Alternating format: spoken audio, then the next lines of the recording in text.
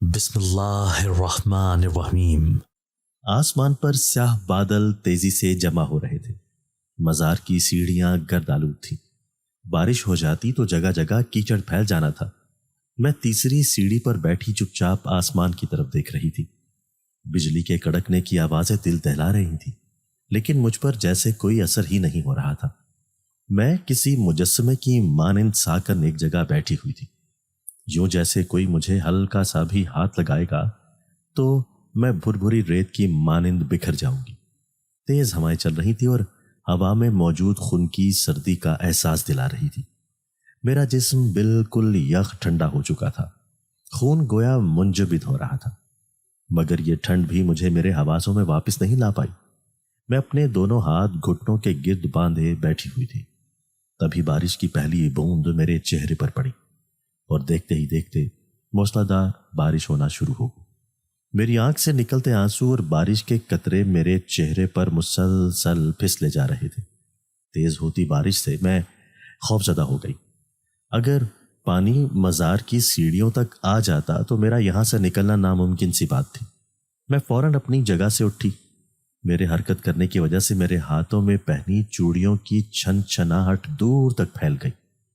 میں نے اپنے کندھوں پر رکھی چادر کو ٹھیک کیا اور ننگے پاؤں ہی آگے بڑھنے لگی۔ دائیں طرف ایک چھوٹا سا گھر بنا ہوا تھا۔ میرا ارادہ تھا کہ بارش رکنے تک وہاں پر پناہ لے لوں۔ جو میں قدم اٹھا رہی تھی، میرے پاؤں میں پہنی پائل کی آواز ایک الگ ہی سر بنا رہی تھی۔ میں دھیرے دھیرے قدم اٹھاتی اس گھر کی طرف بڑھنے لگی۔ ننگے پاؤں ہونے کی وجہ سے بار بار پتھر چبھ رہے تھے، مگر میں درد برداشت کرتے آگے بڑھ رہی تھی۔ تبھی کوئی نوکیلی چیز میرے پاؤں سے زور سے ٹکرائی اور میرے حلق سے ایک چیخ نکلی۔ میں نے رک کر دیکھا تو وہ ایک کانچ تھا جو میرے پاؤں میں گھس چکا تھا، اور اس کے نوکیلے پن کی وجہ سے میرے سفید دودیا پاؤں سے خون کی سرخ لکیر نکل کر بارش کے پانی میں گھل رہی تھی۔ میں نے پانی میں ملتے اس سرخ خون کو دیکھا، پھر اپنے لباس کی طرف نگاہ کی۔ میں نے سرخ رنگ کا عروسی لباس زیب تن کیا ہوا تھا۔ میرے ہاتھوں پر اور پاؤں پر لگی مہندی کا رنگ بھی سرخ تھا۔ چاروں ہی طرف سرخ رنگ تھا جو کہ اس طوفانی بارش کے پانی میں بہتا جا رہا تھا۔ میرے پاؤں میں درد کی شدت ہر گزرتے لمحے کے ساتھ بڑھ رہی تھی اور خون تیزی سے بہہ رہا تھا۔ میں نے آس پاس نگاہیں دوڑائیں، چاروں طرف کوئی بھی نہیں تھا، پورا علاقہ خالی تھا۔ پھر خود پر نگاہ کی۔ میں دلہن کے لباس میں پوری سجی یوں برستی بارش میں کھڑی اپنی قسمت پر رو رہی تھی۔ تبھی بے بسی کے پرزور احساس کے ساتھ میں وہیں زمین پر بیٹھتی چلی گئی اور گھٹنوں میں سر رکھ کر زور زور سے رونے لگی۔ میں ایک ایسی دلہن تھی جو اپنی ہی شادی سے بھاگ کر آ گئی تھی اور اب جگہ جگہ بھٹکتی پناہ گاہ ڈھونڈ رہی تھی، لیکن کوئی بھی پناہ گاہ نہیں مل رہی تھی۔ بھاری زیورات مجھے اب چبھنے لگے تھے۔ میں نے اپنے گلے سے وہ سچے موتیوں جڑا ہار اتار کر دور پھینک دیا۔ باری باری میں اپنا سارا زیور اتارتی جا رہی تھی۔ مجھے اپنے وجود پر پہنے اس لباس سے بھی نفرت ہو رہی تھی۔ دل کیا کہ اسے بھی پھاڑ دوں، لیکن میرے پاس پہننے کے لیے کوئی اور لباس موجود نہیں تھا۔ میں مسلسل چلائے جا رہی تھی۔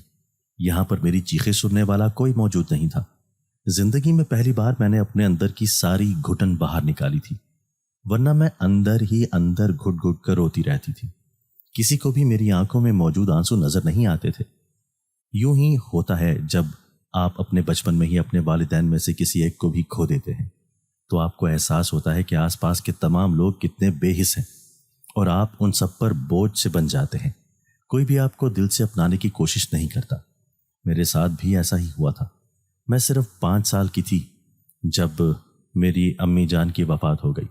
اس وقت مجھے موت کا مطلب بھی نہیں پتا تھا۔ میرے لیے میری پوری دنیا میرے ماں باپ ہی تھے۔ میں ہر خواہش اور ہر ضد انہی سے کرتی تھی۔ میرے بابا ایک مزدور تھے اور میں اپنے ماں باپ کی اکلوتی بیٹی تھی۔ ہر عید پر میری اماں مجھے میری پسند کے کپڑے بنا کر دیتی تھی، میری پسند کی چوڑیاں لے کر دیتی اور مجھے خوب ساری مہندی بھی لگواتی۔ بچپن کے وہ دن بہت ہی خوبصورت تھے، مگر افسوس اب میرے دماغ سے بچپن کی بہت سی یادیں مٹ چکی تھیں۔ یہاں تک کہ اپنی ماں کے نقوش بھی میں بھول چکی تھی، کیونکہ ماں کو بہت ہی چھوٹی عمر میں کھویا تھا۔ بہت دماغ پر زور ڈالتی، لیکن مجھے ان کا چہرہ یاد نہیں آتا تھا، نہ ہی میرے پاس ان کی کوئی تصویر تھی۔ ان کی موت کے بعد ہر ایک نے مجھ سے منہ موڑ لیا، یہاں تک کہ میرے بابا نے بھی۔ ابھی بیٹھی یہی سوچ رہی تھی کہ ایک دم زور سے بجلی کڑکی۔ بجلی کے کڑکنے سے مجھے ہمیشہ سے ہی ڈر لگتا تھا۔ اس خوفناک آواز کو سن کر میں فوراً سے اپنی جگہ سے اٹھی اور بھاگتی ہوئی اس مکان کے پاس آ گئی، لیکن افسوس اس مکان پر تالا لگا ہوا تھا۔ میں نے بہت کوشش کی لیکن وہ تالا نہیں کھلا۔ اب میں کہاں جاؤں گی، کہاں پناہ لوں گی؟ بے بسی کا احساس ہر گزرتے لمحے کے ساتھ بڑھتا جا رہا تھا۔ میں جانتی تھی کہ یہاں پر کوئی نہیں ہے جو میری مدد کرے گا۔ طوفانی بارش ہونے کی وجہ سے اندھیرا بھی پھیل رہا تھا، حالانکہ ابھی سپہر کا وقت تھا۔ عموماً اس وقت تپتی دھوپ ہوتی ہے، لیکن ابھی اندھیرا گہرا ہوتا جا رہا تھا۔ مجھے روشنی ختم ہونے سے پہلے پہلے یہاں سے نکلنا تھا۔ میں مدد کے لیے ادھر ادھر بھاگ رہی تھی، تبھی اچانک سے میری نگاہ سامنے۔ میرا نام فہیمہ ہے اور میں ایک چھوٹے سے شہر کی رہنے والی ہوں۔ میں نے بہت بچپن میں ہی اپنی ماں کو کھو دیا تھا۔ ان کی موت کے بعد زندگی نے مجھے بہت سی ایسی حقیقتیں دکھائیں جنہیں دیکھ کر میرا دل زندگی سے ہی اکتا گیا۔ اماں کی وفات کے کچھ عرصہ بعد ہی ابا نے دوسری شادی کر لی تھی۔ انہوں نے جس عورت سے شادی کی وہ میری ماں کی ہی ایک سہیلی تھی۔ میرے ابا کو لگا کہ وہ اماں کی سہیلی ہونے کی وجہ سے میرا اچھے سے خیال رکھ پائے گی، اس لیے وہ خوشی خوشی شادی کر کے اس عورت کو گھر لے گئے۔ میں اتنی کم عمر کی تھی کہ سوتیلی ماں کا لفظ بھی کبھی نہیں سنا تھا۔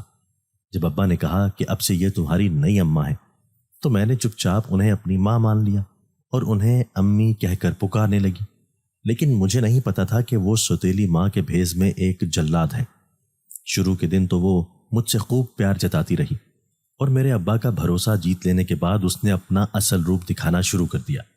حالانکہ میں دل سے اسے اپنی ماں مانتی تھی اور جیسے اپنی ماں سے خواہش اور ضد کیا کرتی تھی بالکل ایسے ہی سوتیلی ماں سے بھی کرتی، لیکن وہ ذرا ذرا سی بات پر مجھے مارنے کو دوڑتی۔ میں جو روزانہ اسکول جایا کرتی، سب سے پہلے تو اس نے میرا اسکول چھڑوایا۔ ابا سے کہا کہ یہ ابھی بہت چھوٹی ہے، اسے اسکول میں داخل کروانے کی کیا ضرورت ہے؟ دیکھیں نا، اس کی ماں بھی نہیں ہے، اگر یہ اسکول جائے گی تو بچے اس کا مذاق اڑائیں گے اور اسے سوالات کیا کریں گے جس کی وجہ سے یہ پریشان ہو جائے گی۔ ابا پر سوتیلی ماں کا جادو اتنا زیادہ چل چکا تھا کہ انہوں نے ابا کی ساری باتوں پر آنکھیں بند کر کے یقین کرنا شروع کر دیا اور پھر ان کے بہکانے پر میرا اسکول بھی چھڑوا دیا۔ حالانکہ اسکول جا کر مجھے خوشی محسوس ہوتی تھی، میں کچھ دیر کو ہی صحیح لیکن وہاں موجود اپنے دوستوں کے ساتھ کھیل پاتی تھی، کیونکہ گھر آ کر تو میری زندگی بالکل ہی جہنم بن جاتی تھی۔ سوتیلی ماں کو اس بات کا خیال ہی نہیں تھا کہ میں بہت چھوٹی ہوں، پھر بھی وہ گھر کے سارے کام کاج مجھی سے کروانے کی کوشش کرتی تھی۔ ایک دن اس نے مجھے جھاڑو پونچھا پکڑوایا اور کہا کہ پورے گھر کی صفائی کرو، اگر مجھے کہیں پر بھی گندگی نظر آئی تو میں تمہارے ہاتھ توڑ دوں گی۔ میری آنکھوں میں آنسو آ گئے۔ میں نے ان سے کہا کہ مجھے یہ سب کام کرنے نہیں آتے، پہلے اماں ہی کیا کرتی تھی، میں نے کبھی بھی یہ کام نہیں کیے ہیں، تو آپ کیسے کروں گی؟ یہ سن کر اس نے غصے سے مجھے تھپڑ مارا اور کہنے لگی کہ دوبارہ کبھی بھی میرے سامنے اپنی ماں کا نام مت لینا، مر گئی ہے وہ ہم سب کے لیے، اور اس گھر میں دوبارہ اس کا ذکر نہیں ہونا چاہیے۔ اب سے اس گھر میں صرف میرا ہی حکم چلے گا، جاؤ جلدی سے جا کر صفائی کرو۔ میں اپنے ننھے ننھے ہاتھوں سے جھاڑو اٹھائے کمرے میں آ گئی اور بہت ہی مشکل سے صفائی کرنے لگی۔ ایک کمرے کو صاف کرنے میں بھی مجھے کافی وقت لگ رہا تھا، جس پر وہ باہر بیٹھی بار بار چلاتی اور کہتی کہ کہاں مر گئی ہے، جلدی صفائی کر، اس کے بعد تو نے کچن کا کام بھی کرنا ہے، آج کے بعد سے آٹا تو ہی گوندا کرے گی، بس گھر بیٹھ کر مفت کی روٹیاں توڑتی رہتی ہے۔ میں جو ابھی کمرے کی صفائی بھی نہیں کر پائی تھی، آٹا گوندنے کی بات سن کر زور زور سے رونے لگی، کیونکہ مجھے تو آٹا ہرگز بھی گوندنا نہیں آتا تھا۔ ظاہر سی بات تھی، اتنی چھوٹی بچی کو آٹا گوندنا کیسے آ سکتا تھا؟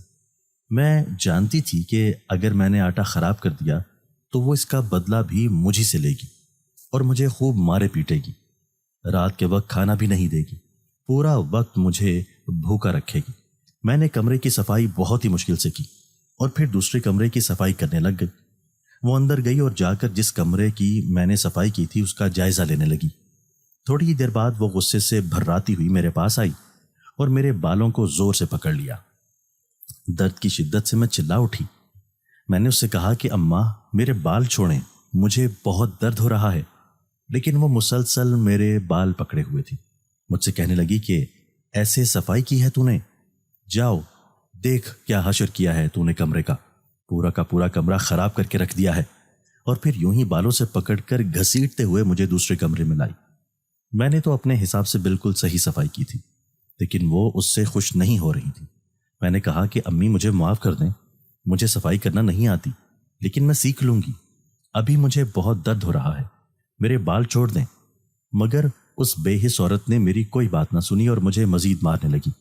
میری چیخوں کی آوازیں محلے میں بھی جا رہی تھیں۔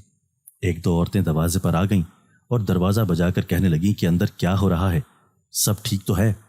سب جانتے تھے کہ میری سوتیلی ماں کیسی عورت ہے، اس لیے سب کو اس بات کی فکر لگ گئی تھی کہ کہیں وہ مجھ پر ظلم نہ کر رہی ہو۔ لوگوں کو دروازے پر دیکھ کر وہ فوراً سے وہاں آ گئی اور کہنے لگی کہ تم لوگوں کو کیا مسئلہ ہے، اپنے کام سے کام رکھو، ہمارے گھر کے مسئلوں میں دخل اندازی مت کرو۔ وہ میری بیٹی ہے، میری مرضی ہے، میں اس کے ساتھ جو بھی کروں، نکل جاؤ یہاں سے۔ اور میں اندر کڑی درد کی وجہ سے روئے جا رہی تھی۔ سوتیلی ماں کے چلانے پر سارے کے سارے لوگ وہاں سے چلے گئے، لیکن کوئی بھی میری مدد کو آگے نہیں بڑھنا چاہتا تھا۔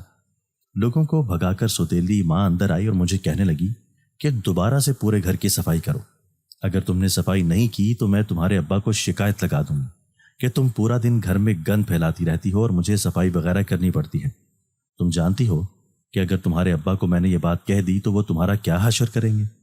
ابا کے نام کی دھمکی پر میں فوراً سے ڈر گئی، کیونکہ ابا میری سوتیلی ماں کی ہر بات کو بالکل سچ مانتے تھے اور ان کی باتوں میں آ کر مجھے خوب ڈانٹتے اور گالیاں دیتے۔ ان کا ایسا بدلہ رویہ دیکھ کر تو مجھ میں ہمت ہی نہیں ہوتی تھی کہ میں اپنی کوئی صفائی دے پاؤں۔ انہی مظالم کو سہتی میں بڑی ہونے لگی۔ میری سوتیلی ماں کے ہاں ایک بیٹی اور ایک بیٹا بھی پیدا ہوا تھا۔ وہ ان کے خوب لاڈ اٹھاتی۔ انہیں لاڈ کرتے دیکھ کے میں دل ہی دل میں خود ترسی کا شکار ہو جاتی تھی۔ میرے پاس نہ تو ماں تھی اور باپ تو ہو کر بھی نہیں تھا۔ بڑے ہو کر بھی میری سوتیلی ماں نے مجھ پر ظلم کرنا نہیں چھوڑے، بلکہ حد سے زیادہ ظلم کرتی۔ آج بھی اس نے ایسے ہی کیا تھا، جان بوجھ کر مجھے گھر کے باہر کی سیڑھیاں صاف کرنے کو کہہ دیا، حالانکہ جون کی کڑکتی دھوپ چاروں طرف پھیلی ہوئی تھی اور گرمی میں ہر گزرتے لمحے کے ساتھ شدت بڑھتی جا رہی تھی۔ پارہ 40 ڈگری کو چھو رہا تھا۔ ایسے میں تپش کا احساس بہت ہی زیادہ ہو رہا تھا۔ یوں لگتا تھا جیسے میرے جسم پر چونٹیاں رینگ رہی ہیں۔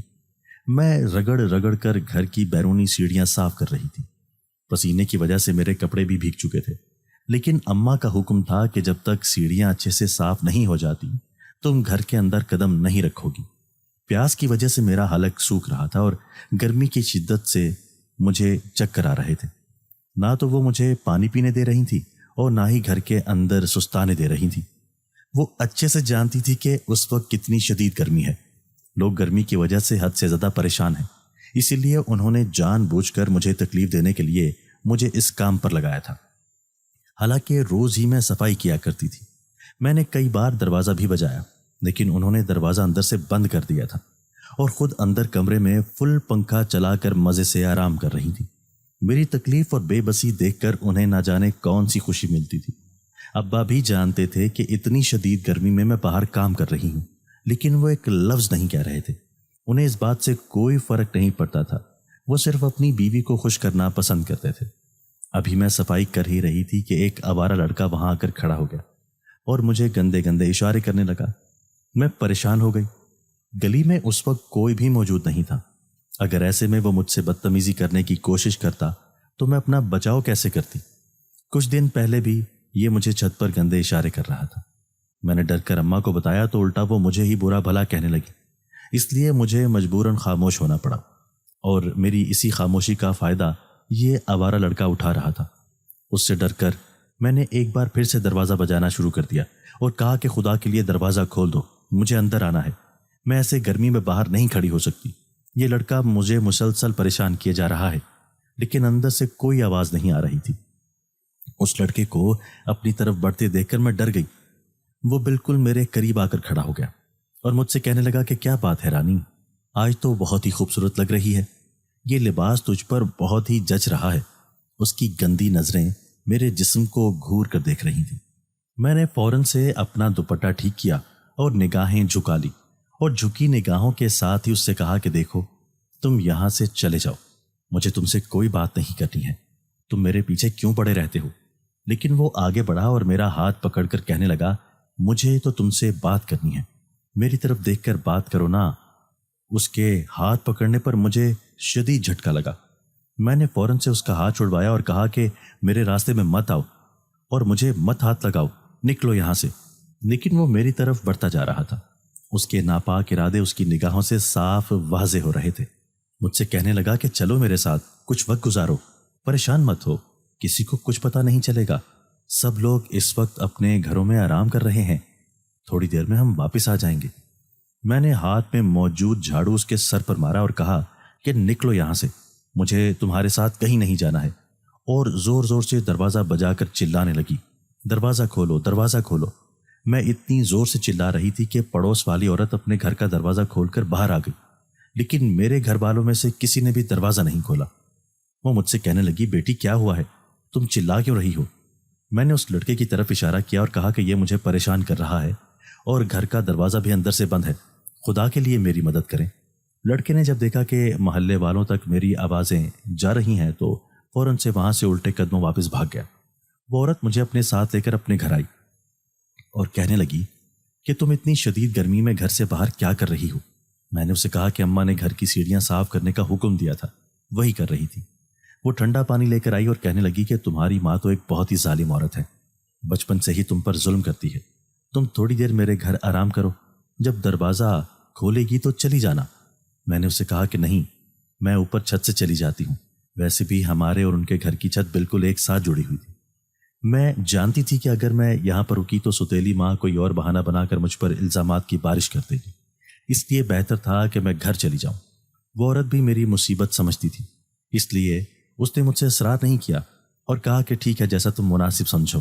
फिर वो मुझे अपने साथ लेकर छत पर आ गई।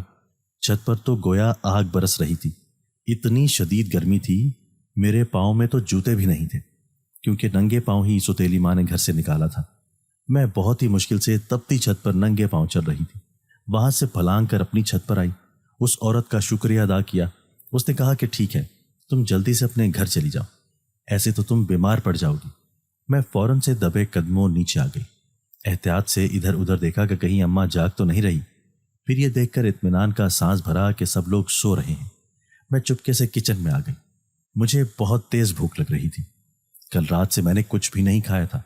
सोचा कि कुछ खा लेती हूँ और साथ में ठंडा पानी पी लूंगी। गर्मी से हालत अब भी बहुत बुरी हो रही थी। मैंने फ्रिज का दरवाज़ा खोलना चाहा तो देखा फ्रिज तो लॉक था और चाबी भी कहीं नजर नहीं आ रही थी। खाने की कोई भी चीज़ बाहर नहीं रखी हुई थी। मैंने बर्तन के रैक से एक चम्मच निकाली और उसकी उल्टी साइड को फ्रिज के लॉक में घुमाया, लेकिन फ्रिज खुल ही नहीं रहा था।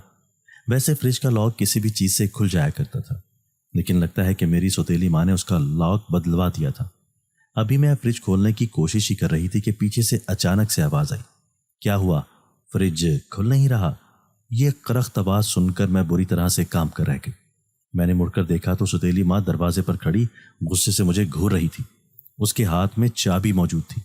मैंने उससे कहा कि देखें, मुझे पानी पीना है, बहुत प्यास लगी है, बस थोड़ा सा पानी पीऊंगी और कुछ नहीं, खुदा के लिए फ्रिज खोल दे।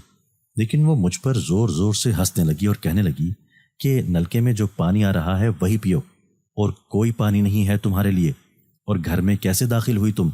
दरवाज़ा तो अंदर से बंद है। क्या तुम्हारा कोई आशिक तुम्हें छोड़ने आया है? ये सुनकर मैं तड़प गई और मैंने कहा कि ऐसी कोई बात नहीं, आप मुझ पर इल्ज़ामात मत लगाएं। पड़ोस वाली औरत मुझे अपने घर ले गई, उनके घर की छत से यहाँ पर आई हूँ। ये सुनकर वो तेजी से मेरी तरफ बढ़ी और जोर से मेरा बाजू मरोड़ कर कहने लगी कि तुम्हें किसने कहा था कि तुम उसके घर जाओ? अब वो पूरे मोहल्ले में मेरी बुराइयां करती फिरेगी। तुम्हें बहुत खुशी होती है मुझे बदनाम होता देखकर। आज के बाद अगर तुमने ऐसा किया तो तुम्हारा बहुत बुरा हाल करूंगी। ये कहकर वो वहां से चली गई। प्यास की शिद्दत से मेरा हलक सूख रहा था। मैं फौरन से किचन की टूटी के पास आई और नल खोला। गिलास में पानी भरने लगी, लेकिन जो ही मैंने पानी पिया तो सारा हलक जल उठा, क्योंकि पानी बेहद ज़्यादा गर्म था। यूं लग रहा था जैसे उबला हुआ पानी हो।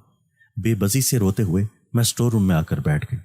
हब्स और गर्मी यहाँ पर भी शदीद हो रही थी, लेकिन वो जालिम और बेरहम औरत मुझे हरगिज़ भी पानी नहीं दे रही थी और ना ही मेरे कमरे में कोई पंखा लगवाया हुआ था। मैं घुटनों में सर रखे रोने लग गई। اور اللہ سے شکوہ کرنے لگی کہ میرے اوپر اتنی مشکلات کیوں آئی ہیں، کاش اپنی اماں کی جگہ میں ہی مر جاتی، کم سے کم اتنی تکلیف تو نہ سہنی پڑتی، کاش وہ زندہ ہوتی، ان کے ہوتے ہوئے زندگی کتنی خوبصورت تھی۔ میں روزانہ یہی سب سوچتے سوچتے سو جاتی تھی۔ روتے روتے میں ہلکی سی نیند میں چلی گئی، لیکن تھوڑی دیر گزری تھی کہ سوتیلی ماں کی چنگھاڑ نے میری اس نیند کو بھی توڑ دیا۔ وہ باہر سے چلاتے ہوئے مجھے آوازیں دے رہی تھی۔ میں بھاگی بھاگی صحن میں آئی اور گھبرائے ہوئے انداز میں کہنے لگی، جی اماں، کیا ہوا؟ معاف کیجیے گا، مجھے پتہ نہیں چلا، آپ آواز دے رہی ہیں۔ میری آنکھ لگ گئی تھی تو وہ آگے سے غصے سے کہنے لگی، یہ کوئی وقت ہے سونے کا؟ جب دیکھو نواب زادی کو آرام کرنے کی پڑی رہتی ہے، چلو جاؤ، یہ کپڑے دھو کر چھت پر پھیلاؤ، کپڑوں کا ڈھیر پڑا ہوا ہے اور تمہیں اس بات کی فکر ہی نہیں ہے پہنیں گے کیا ہم اب۔ کپڑوں کا ڈھیر میرے سامنے پھینک کر وہ خود اندر چلی گئی۔ میں اپنی قسمت پر رونے لگ گئی کیونکہ چھت پر ابھی بھی شدید گرمی تھی۔ ایسے میں کپڑے دھو کر وہاں پھیلانے جاتی تو گرمی سے میرا برا حال ہو جاتا، اور مجھ میں اتنی ہمت نہیں ہو رہی تھی کہ میں ہاتھوں سے رگڑ رگڑ کر کپڑے دھوں۔ گھر میں واشنگ مشین نہیں تھی، مجھے ہاتھوں سے ہی کپڑے دھونے پڑتے تھے۔ میں کپڑے اٹھائے چھت پر چلی آئی۔ تپتی زمین کی وجہ سے میرے پاؤں کے تلوے بھی جل رہے تھے۔ گھر میں کوئی بھی جوتے میرے پہننے کے لائق نہیں تھے، مجھے کوئی بھی چیز خرید کر نہیں دی جاتی تھی۔ چھت پر لگی ٹوٹی کے پاس آ کر میں نے کپڑے دھونا شروع کر دیے۔ گرمی کی وجہ سے میری کمر جھلس رہی تھی اور میں بیٹھی یہ سوچ رہی تھی کہ اتنے ڈھیر سارے کپڑے دھوتے دھوتے مجھے رات ہو جائے گی، میرے ہاتھ بھی دکھ جائیں گے، اور پھر ابھی مجھے پورے گھر کی صفائی ستھرائی کے ساتھ کھانا وغیرہ بھی پکانا تھا۔ سب کھانے کے لیے اپنی اپنی مرضی کی فرمائشیں کرتے تھے اور سب کے لیے الگ الگ چیزیں بنانی پڑتی تھی۔ اگر میں انکار کرتی تو اماں مجھے خوب مارتی، حالانکہ اپنی بیٹی کو تو وہ کوئی کام کاج کرنے نہیں دیتی تھی۔ میں نے کپڑے دھونا شروع کیے تو مجھے یاد آیا کہ میں سرف تو نیچے ہی بھول کر آ گئی ہوں۔ سرف لینے کے لیے نیچے آئی اور اماں سے کہا کہ مجھے سرف دے دیں۔ وہ سرف اپنی الماری میں چھپا کر رکھتی تھی۔ انہوں نے الماری سے سرف نکال کر مجھے دیا اور کہنے لگی کہ سارا کا سارا ضائع مت کر دینا، پتہ نہیں اسے کھاتی ہو یا ان سے کپڑے دھوتی ہو۔ حسب معمول وہ مجھے تانا دینا نہیں بھولی تھی۔ میں سرف لے کر اوپر چھت پر آئی تو سامنے کا منظر دیکھ کر میری حیرت کی کوئی انتہا نہ رہی، کیونکہ وہاں پر سارے کپڑے دھلے دھلائے رسی پر لٹکے ہوئے تھے۔ میں نے تو ایک بھی کپڑا نہیں دھویا تھا، تو اتنے ڈھیر سارے کپڑے چند سیکنڈز کے اندر کیسے دھل کے صاف ستھرے ہو گئے اور رسیوں پر بھی ٹنگ گئے۔ میں نے ادھر ادھر دیکھا لیکن وہاں کوئی بھی نہیں تھا۔ یہ منظر میرے لیے بہت ہی حیران کن تھا اور میں خوفزدہ بھی ہو رہی تھی کہ آخر کس نے میری مدد کی ہے۔ چھت کو صاف کر کے میں نیچے آئی تو اماں کہنے لگی، کپڑے دھو لیے ہیں کیا؟ میں نے سر جھکا کر کہا، جی اماں، میں نے کپڑے دھو لیے ہیں، اب میں کچن کا کام کرنے لگی ہوں۔ وہ کافی حیران ہوئی اور میرے پیچھے پیچھے کچن میں چلی آئی، کہنے لگی کہ جھوٹ بول رہی ہے کیا؟ چل میرے ساتھ اوپر، میں دیکھ کر آتی ہوں کہ تو نے کپڑے دھوئے ہیں یا نہیں، یہ نہ ہو کہ سارے کے سارے کپڑے وہیں پر چھوڑ کر آ گئی ہو۔ پھر وہ میرے ساتھ اوپر آئی اور جب انہوں نے سارے کپڑے صاف ستھرے دیکھے تو وہ بھی حیران ہو گئی اور شک بھری نگاہوں سے مجھے دیکھ کر کہنے لگی، تیرے ساتھ چھت پر کون تھا؟ میں نے ان سے کہا کہ آپ کیسی باتیں کر رہی ہیں، میرے علاوہ چھت پر کون ہو سکتا ہے؟ لیکن اندر ہی اندر میرا دل بھی بار بار یہی سوال کر رہا تھا کہ چھت پر میرے علاوہ کون تھا جس نے میری مدد کی۔ بہرحال میں نیچے آ کر کھانا پکانے لگ گئی۔ میری سوتیلی بہن وہاں آئی اور کہنے لگی کہ مجھے آج بریانی کھانی ہے، مجھے بریانی بنا کر دو۔ میں نے اس سے کہا کہ اتنی گرمی ہو رہی ہے، مجھ سے چولہے کے آگے کھڑا نہیں ہوا جا رہا، بریانی کل بنا دوں گی۔ لیکن وہ کہنے لگی کہ میں اماں کو شکایت لگاؤں گی اگر تم نے مجھے بریانی بنا کر نہ دی تو۔ اماں کا نام سن کر میں ڈر گئی اور فوراً سے فریج سے گوشت نکالا اور بریانی بنانے کے لیے تیاری کرنے لگی۔ میں جانتی تھی کہ اتنی محنت کر کے میں کھانا بناؤں گی، اس میں سے بھی مجھے ایک لقمہ کھانے کو نہیں ملے گا، بلکہ بھوکے پیٹ ہی سونا پڑے گا۔ بھوک سے میری حالت بہت بری ہو رہی تھی اور پیاس بھی لگ رہی تھی۔ سوتیلی ماں صرف کھانا پکانے کے وقت ہی فریج کھولتی تھی اور اس میں بھی میرے اوپر نظر رکھتی تھی کہ کہیں میں کوئی چیز لے کر کھا پی نہ لوں۔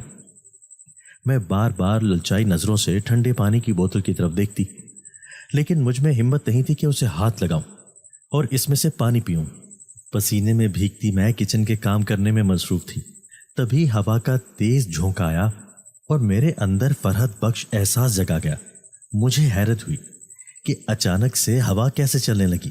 میں نے کچن کی کھڑکی کھولی اور باہر جھانک کر دیکھا تو باہر تو ہوا نہیں چل رہی تھی، یہ ہوا صرف کچن میں ہی آ رہی تھی، ٹھنڈی ٹھنڈی ہوا۔ مجھے بہت سکون مل رہا تھا اور میں بہت ہی مگن انداز میں کام کر رہی تھی۔ کام کرتے کرتے مجھے دوبارہ سے پیاس لگی۔ میں نے سوچا کہ نل کا گرم پانی پی لیتی ہوں، اور کوئی چارہ میرے پاس نہیں بچا تھا، اس لیے نل کھول کر ابھی اس میں سے پانی پینے ہی لگی تھی کہ سامنے شیلف پر میری نظر پڑی، وہاں ٹھنڈے پانی کی ایک بوتل رکھی ہوئی تھی۔ یہ بوتل تو ہمارے گھر میں تھی ہی نہیں۔ میں اپنے گھر کی ساری بوتلوں کو اچھی طرح سے پہچانتی تھی کیونکہ انہیں بھر کر فریج میں میں ہی رکھتی تھی۔ تو یہ بوتل کس نے یہاں پر رکھی ہے؟ مجھے لگا شاید اماں نے رکھی ہو، لیکن وہ تو یہاں کچن میں آئی ہی نہیں تھی، اور جب میں کچن میں داخل ہوئی تو یہاں پر کوئی بھی بوتل نہیں تھی۔ میں نے فوراً سے وہ بوتل اٹھائی اور غٹاغٹ پانی پینے لگ گئی۔ نہ جانے کون تھا جو میری مدد کر رہا تھا، لیکن میں دل ہی دل میں اس کا شکریہ ادا کر رہی تھی۔ اس کی مدد کی وجہ سے میرے بہت سے کام آسان ہوتے جا رہے تھے۔ رات کو جب میں اسٹور روم میں سونے کے لیے آئی تو وہاں پر کھانا بھی پڑا ہوا تھا۔ میں جو بھوکی تھی فوراً ہی کھانا کھا لیا۔ اب روزانہ یہی ہونے لگا، میرے کاموں میں کوئی میری مدد کرتا، میرے لیے کھانا رکھتا اور ٹھنڈا ٹھنڈا پانی بھی دیتا۔ یوں لگ رہا تھا جیسے کوئی مجھ سے ہمدردی کرنے والا آ گیا ہے، لیکن مجھے کوئی نظر نہیں آتا تھا۔ ایک دن میں نے اماں کو ابا سے بات کرتے ہوئے سنا۔ وہ کہہ رہی تھی کہ اب یہ لڑکی جوان ہو چکی ہے اور خوبصورت بھی ہے۔ میں نے سن رکھا ہے کہ گلی محلے کے لڑکوں سے اشارے بازی بھی کرتی ہے۔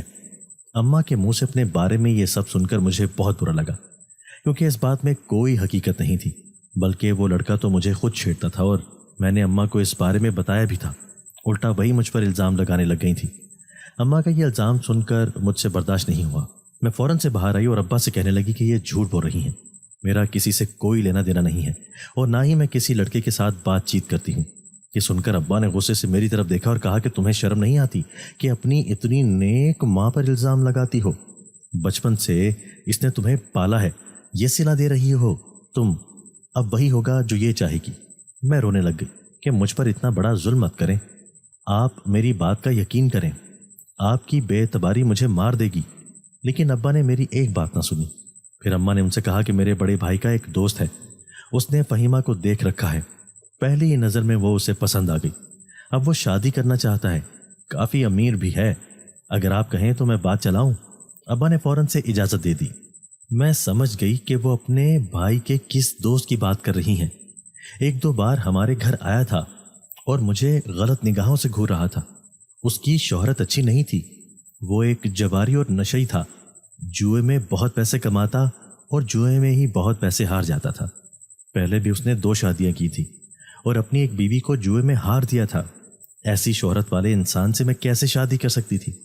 میں نے ابا اور اماں کی بہت منتیں کی، ان کے پاؤں پکڑے اور کہا کہ میری شادی بے شک کسی غریب آدمی سے کر لیں، لیکن ایک جواری سے میری شادی مت کریں۔ مگر دونوں نے میری بات نہ سنی۔ اماں کہنے لگی کہ وہ بہت پیسے والا ہے۔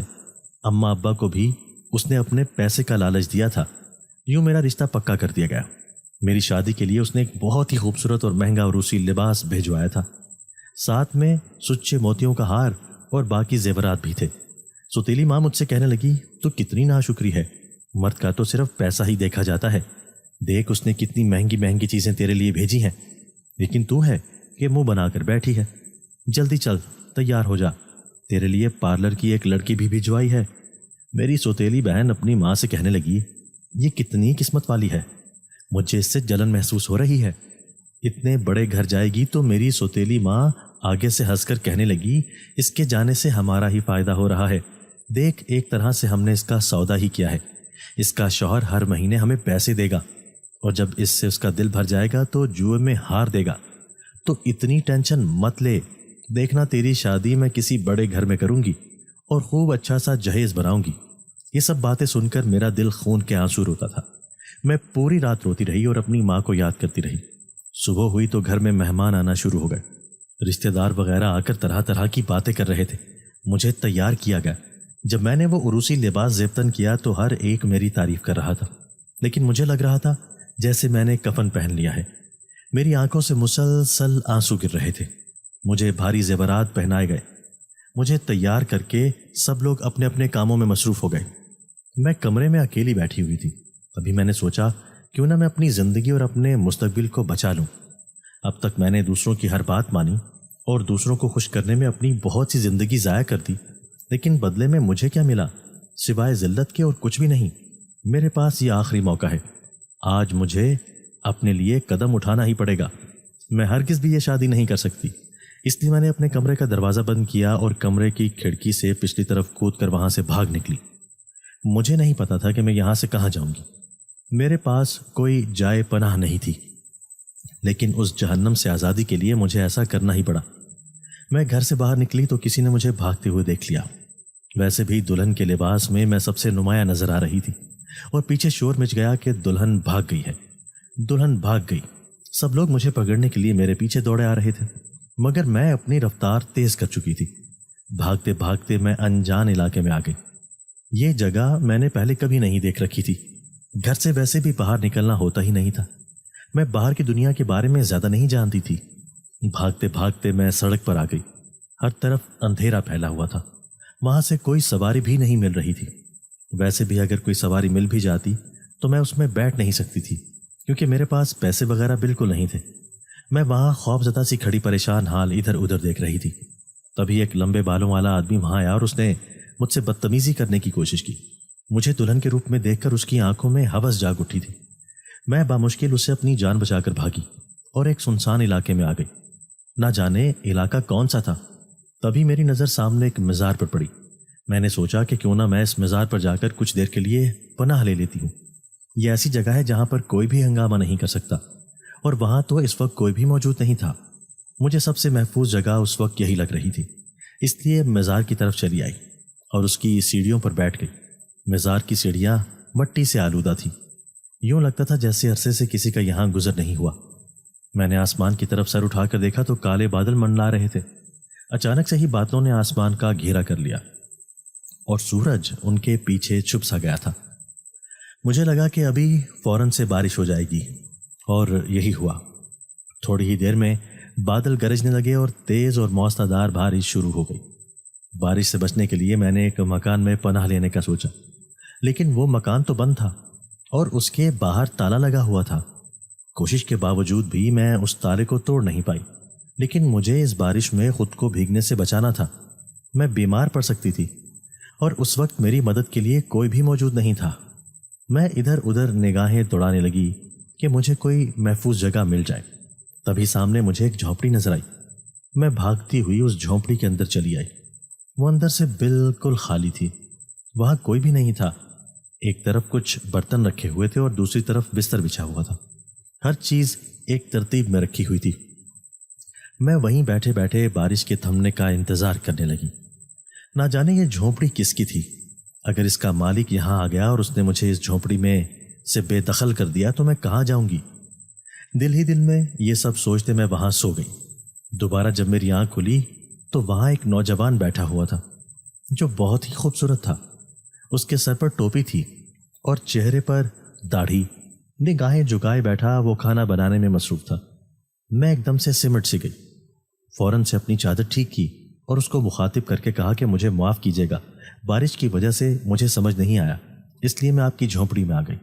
मेरी आवाज़ सुनकर वो चौंक कर मुड़ा और कहने लगा कि आप जाग गई हैं। मैंने कहा हाँ। मैंने सर हिलाया तो उसने कहा आप फिक्र मत करें, आप जब तक चाहें यहाँ पर रुक सकती हैं। मैं आपको बिल्कुल भी परेशान नहीं करूँगा। मैं जानता हूँ आप मुसीबत में हैं, वरना इतनी बरसती बारिश में कोई दुल्हन के लिबास में यहाँ क्यों आएगा। उसकी बात सुनकर फौरन से मैंने अपने लिबास की तरफ निगाह डाली। मैं तो भूल ही गई थी कि मैं एक शादी से भागी हुई दुल्हन हूँ। मैं उसके करीब आकर बैठी और उसे पूरी दास्तान सुनाई और कहा कि मैं मजबूर थी, इसलिए शादी से भाग कर आ गई हूँ। वो मुझसे कहने लगा ठीक है, आपने जो किया अच्छा किया, वरना आप बहुत बड़ी मुसीबत में फंस जाती। ये कहकर वो दोबारा से खाना बनाने में मशगूल हो गया। मैंने उससे कहा भी कि आप की मदद कर देती हूँ, लेकिन उसने मुझे मना कर दिया और कहा कि आप मेरे यहाँ मेहमान हैं और मेहमानों से काम नहीं करवाए जाते। थोड़ी देर बाद खाना तैयार हुआ और उसने दस्तरख्वान लगाया। मैंने नोट किया कि वो बहुत कम बातचीत कर रहा है और मेरे बारे में कुछ सवालात भी नहीं कर रहा। जब मैंने उससे अपने बारे में बताया था तो भी उसने कोई रद्द-ए-अमल जाहिर नहीं किया। कुछ तो मशकूक लग रहा था। उसकी नज़र मुसलसल झुकी हुई थी। وہ ایک دیندار انسان لگتا تھا۔ شکر تھا کہ وہ میری عزت محفوظ تھی۔ کھانا بہت ہی لذیذ بنا تھا۔ اس نے گوشت بنایا تھا، لیکن مجھے ایک بات پر حیرت ہو رہی تھی۔ اس نے اتنا زیادہ گوشت بنایا تھا، میں حیران تھی کہ اتنا زیادہ گوشت کون کھائے گا؟ ہم تو صرف 2 ہی بندے تھے۔ لیکن میری حیرت اس وقت دور ہو گئی جب میں نے دیکھا کہ پورا کا پورا پتیلا گوشت کا اس نے خالی کر دیا۔ ایک اکیلا انسان اتنا گوشت کیسے کھا سکتا ہے؟ آخر رات ہوئی تو اس نے مجھے کہا کہ آپ بستر پر سو جائیں، میں یہیں چٹائی پر سو جاؤں گا، پریشان مت ہو، مجھے اس کی عادت ہے۔ اس کے کہنے پر میں بستر پر آ کر سو گئی۔ اسے کیا بتاتی کہ مجھے بھی تپتی گرم زمین پر سونے کی عادت ہے۔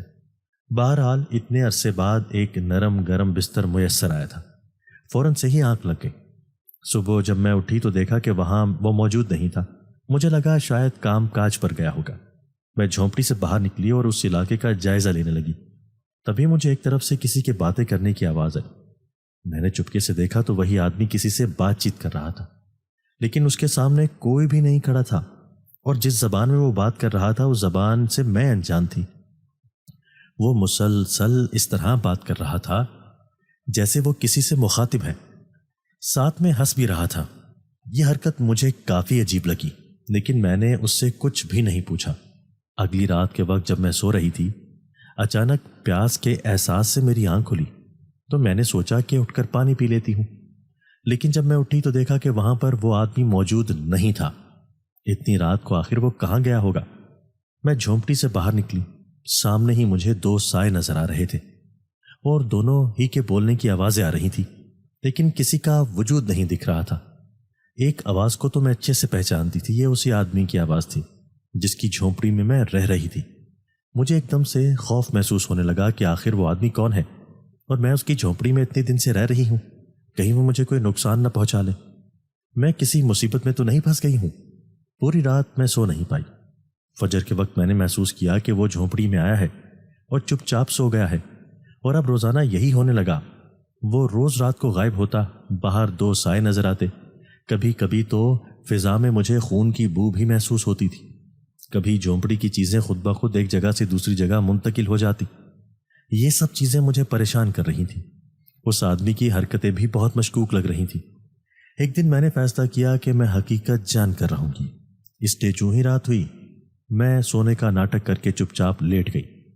جیسے ہی وہ جھونپڑی سے باہر نکلا میں بھی اٹھ کر اس کے پیچھے آ گئی۔ وہ میرے سامنے ہی بنے ایک جنگل میں جا رہا تھا۔ اتنی رات کو اس جنگل میں آخر کیا کرنے جا رہا ہوگا؟ یہی سوچتے اس کے پیچھے پیچھے چلنے لگی۔ جنگل کے بیچوں بیچ پہنچ کر وہ رک گیا اور ایک عجیب سی آواز نکالی جس سے وہاں بہت سارے وجود جمع ہو گئے۔ یہ سب دیکھ کر میں ڈر گئی اور میری چیخیں نکل گئیں۔ میری آواز سن کر اس نے اچانک مڑ کر دیکھا اور مجھے وہاں دیکھ کر وہ چونک گیا۔ کہنے لگا کہ تم یہاں کیا کر رہی ہو؟ میں نے اس سے کہا کہ یہ سب کون ہے اور تم کن کاموں میں پڑے ہوئے ہو؟ مجھے بہت ڈر لگ رہا ہے، مجھے سب سچ سچ بتاؤ۔ تو اس نے مجھے اپنے بارے میں بتایا اور کہا کہ میں ایک جن زادہ ہوں اور یہ جنات کا جنگل ہے۔ ہم سب روز رات کو یہاں جمع ہوتے ہیں اور ایک دعوت کا اہتمام کرتے ہیں۔ اس کی باتیں سن کر مجھے ڈر لگنے لگا۔ اس نے مجھے کہا کہ پریشان مت ہو، میں تمہیں ایک عرصے سے جانتا ہوں، تمہارے گھر میں بہت بار تمہاری مدد کر چکا ہوں۔ اکثر ہی تمہیں محسوس ہوا ہوگا جب گرمی میں تم کپڑے دھو رہی تھی تب تمہاری مدد میں نہیں کی تھی، تمہیں ٹھنڈا پانی بھی میں نے دیا تھا، اور وہ جو ہوا تمہیں محسوس ہو رہی تھی وہ بھی میں ہی دے رہا تھا۔ میں تمہیں بہت زیادہ پسند کرتا ہوں، لیکن جب تمہاری شادی کا سنا تو چپ چاپ یہاں آ کر رہنے لگ گیا۔ مجھے امید تھی کہ تم بھاگ کر آؤ گی اور تم میری ہی جھونپڑی میں آ گئی۔ میری خوشی کی کوئی انتہا نہ رہی تھی۔ اب میں تم سے شادی کرنا چاہتا ہوں، کیا تم اس کے لیے راضی ہو؟ اس کی باتیں سن کر میں حیران رہ گئی۔ اس میں کوئی شک نہیں تھا کہ وہ ایک نیک جنزادہ تھا اور اس نے میری مدد کی تھی۔ اتنے دن سے اس نے ایسی کوئی حرکت نہیں کی تھی جس سے مجھے پریشانی ہوتی۔ میں نے انسانوں کا اصل روپ دیکھ لیا تھا اور ان کے ہاتھوں بہت زیادہ ذلت بھی اٹھائی تھی، اس لیے سوچا کہ کیوں نہ اس جنزادے کی بات مان کر اس کے ساتھ شادی کر لی جائے۔ میرے ہاں کرنے پر وہ سب بہت خوش ہو گئے، اور پھر ٹھیک کچھ دن بعد میں نے ایک بار پھر سے عروسی لباس زیب تن کیا، لیکن اس بار وہ لباس سفید رنگ کا تھا اور جنات کے بازار سے لایا گیا تھا۔ وہ لباس پہنے میں بہت زیادہ خوش تھی، اور پھر میری شادی اس جنزادے سے ہو گئی۔ وہ جنات کا شہنشاہ تھا، اس نے مجھے اپنی ملکہ بنایا۔ اس دن کے بعد سے میں اسی کے ساتھ رہنے لگ گئی۔ اب میری زندگی بہت ہی زیادہ خوبصورت ہے. اپنی پچھلی زندگی کی اذیتیں میں بھول چکی ہوں. دوستو اگر آپ کو آج کی ہماری یہ ویڈیو پسند آئی ہے تو اسے لائک کیجئے اور اسے اپنے پیاروں کے ساتھ شیئر ضرور کیجئے گا. اور ہاں، اگر آپ نے ابھی تک ہمارا چینل سبسکرائب نہیں کیا تو ہمارا چینل سبسکرائب کر دیجئے اور بیل آئیکن بھی پریس کر دیجئے تاکہ ہماری ہر نئی آنے والی ویڈیو آپ کو بر وقت مل سکے. اللہ حافظ.